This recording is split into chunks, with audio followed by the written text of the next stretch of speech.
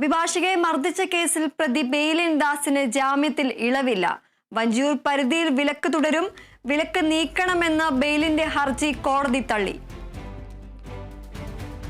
വാർത്തയുടെ കൂടുതൽ വിവരങ്ങളുമായി വിഷ്ണു കരുണാകരൻ ചേരുന്നു. വിഷ്ണു, ബെയിലിൻ ദാസിന് ജാമ്യത്തിൽ ഇളവില്ല എന്നുള്ള വിധിയാണ് പുറത്തു വന്നിരിക്കുന്നത്. എന്തൊക്കെയാണ് കൂടുതൽ വിശദാംശങ്ങൾ?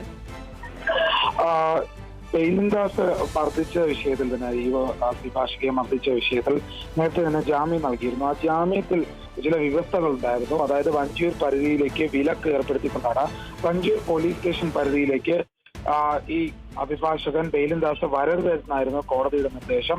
അത് മറികടക്കാനാണ് ഇപ്പോൾ ജാമ്യ വ്യവസ്ഥയിൽ മാറ്റം വരുത്തണമെന്ന ആവശ്യമുണ്ട്. ഇളവുകൾ ആവശ്യപ്പെട്ടുകൊണ്ട് ഈ ബെയിലിൻ ദാസ് കോടതിയിൽ ഒരു ആവശ്യം മുന്നോട്ട് വെച്ചത്. തിരുവനന്തപുരം മജിസ്ട്രേറ്റ് കോടതിയാണ് ഇക്കാര്യത്തിൽ നടപടിയെടുക്കുന്നത്.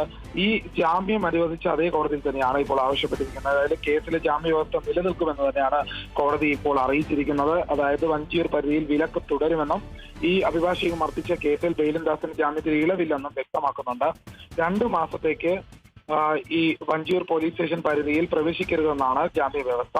അത് തുടരും എന്നുള്ള കാര്യത്തിൽ തീരുമാനമായിട്ടുണ്ട്. കഴിഞ്ഞ മാസം മെയ് 13-നാണ് ജൂനിയർ അഭിഭാഷക ശ്യാമിനിയെ ബെയിലിൻ ദാസ് ഓഫീസിൽ വെച്ച് മർദ്ദിച്ചത്. ശരി, അഭിഭാഷകയെ മർദ്ദിച്ച കേസിൽ പ്രതി ബെയിലിൻ ദാസിന് ജാമ്യത്തിൽ ഇളവില്ല. വഞ്ചിയൂർ പരിധിയിൽ വിലക്ക് തുടരും. വിലക്ക് നീക്കണമെന്ന ബെയിലിന്റെ ഹർജി കോടതി തള്ളി. വിഷ്ണു കരുണാകരനാണ് വിശദാംശങ്ങൾ നൽകിയത്.